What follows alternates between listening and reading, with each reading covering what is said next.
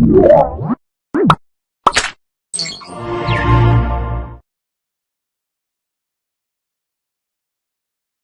الله الرحمن الرحيم. أبنائي طلبة الصف الأول إعدادي، النهارده هنشتغل مع بعض درس تاريخ مصر تحت حكم البطالمة.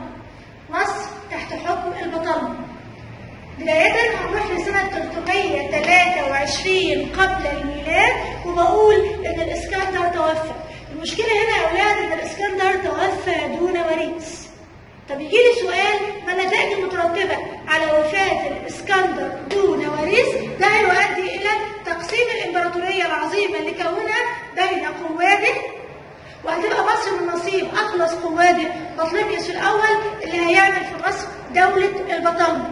يبقى لما يقول لي النتائج المترتبة على وفاة الإسكندر دون وريث، هقول: 1. تقسيم الإمبراطورية بين القادة، مصر من نصيب بطليميوس اللي هيأسس دولة البطالمة في مصر.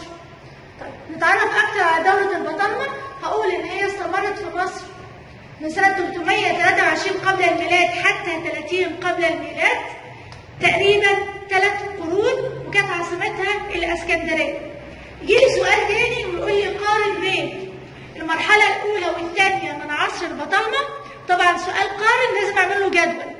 المرحلة الأولى قوة وازدهار، ودي هتبدأ من بطليميوس الأول لحد بطليميوس الثالث، مشاهدة تقدم وازدهار في جميع المجالات. أما المرحلة الثانية فكانت بتتميز أو بتتصف بالضعف والانهيار من بطليميوس الرابع حتى كليوباترا السبعة. هذا العصر حصل فيه ضعف بسبب ضعف الملوك، ثورات المصريين، وتدخل روما في شؤون مصر. طب البطالمة اللي كان بيميزهم أو بيميز الحضارة بتاعتهم هي الحضارة الهلينستية. إيه حضارة هلينستية؟ هي مزيج بين حضارات الشرق والإغريق، يعني اليونان القديمة، وكان مركزها في اسكندرية. نتعرف أكتر على جوانب الحضارة الهلينستية، فأروح أولا للناحية السياسية. الناحية السياسية من حيث الحكم والإدارة. من حيث الحكم هقول إن الملك البطلمي اعتبر نفسه ملك فرعون، سيد الرعية، حاكم مطلق على الرعية ووجوب طاعته. ده بالنسبة للحكم، لكنه شجع الإغريق على تولي المناصب في البلاد، يعني المصريين مش هيشاركوا في حكم بلدهم. أما بالنسبة للإدارة فهيفضل التقسيم الإداري كما كان في العصر الفرعوني، اللي هو مصر متقسمة ل 42 إقليم، الإقليم لمراكز وقرى، والقرية اسمها كوم. اللغة الرسمية هتكون اللغة اليونانية، يعني اللغة اليونانية هتكون لغة مصر لمدة 3 قرون. طب الناحية الاقتصادية هقول إن الملك بطليميوس الأول كان بيعتبر أو كان بيرغب في أن تكون مصر دولة قوية اقتصاديا وسياسيا كي تؤثر في العالم المحيط، وبالتالي اهتم ملوك البطالمة الأوائل بالزراعة والصناعة والتجارة.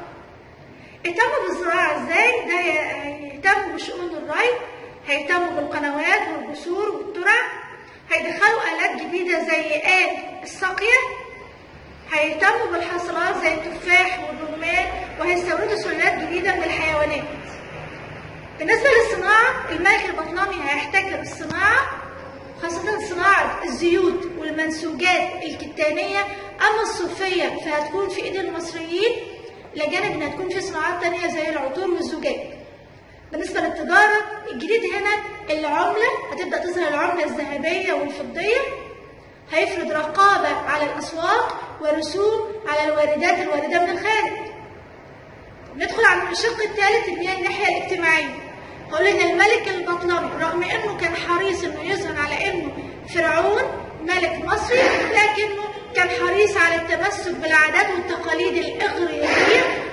شجع الإغريق على الهجرة إلى مصر، بنوا مدن زي بقراطيس في البحيرة، عملوا جماليزيا، ودي كانت معاهد ثقافية وكان لها دور تربوي في المجتمع.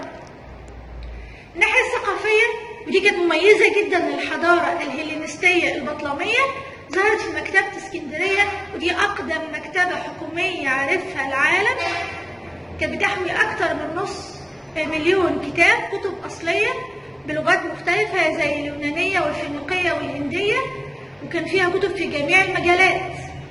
جامعة اسكندرية ظهر فيها العديد من العلوم كان فيها علماء في جميع المجالات، أبرزهم إقليدس في الهندسة، مانيتون في التاريخ اللي قسم التاريخ الفرعوني إلى 30 أسرة، وأرشميدس في الطبيعة. وقدر علمائها إن هم يقدروا محيط الأرض ويقولوا بدوران الأرض. نيجي للناحية الدينية، هقول إن ملوك البطالمة أضفوا صفة التقديس على حكمهم، واعتبروا الديانة المصرية اللي هي ديانة رسمية. وهنا على فكرة نفس الفكر بتاع الإسكندر، وهو التودد للمصريين من الناحية الدينية.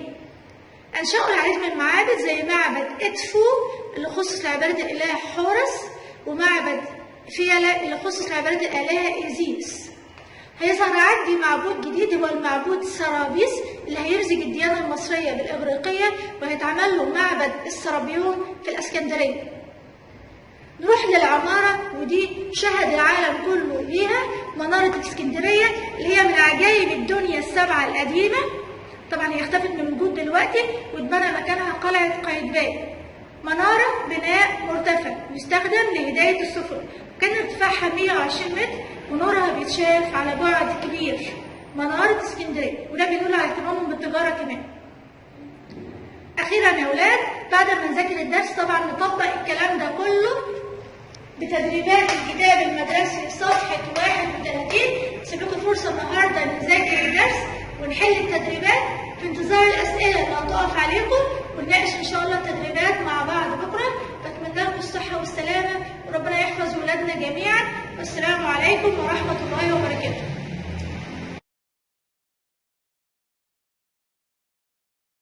لا تنسوا الإعجاب بالفيديو والاشتراك في القناة تشجيعا لنا لنستمر بنشر المزيد إن شاء الله.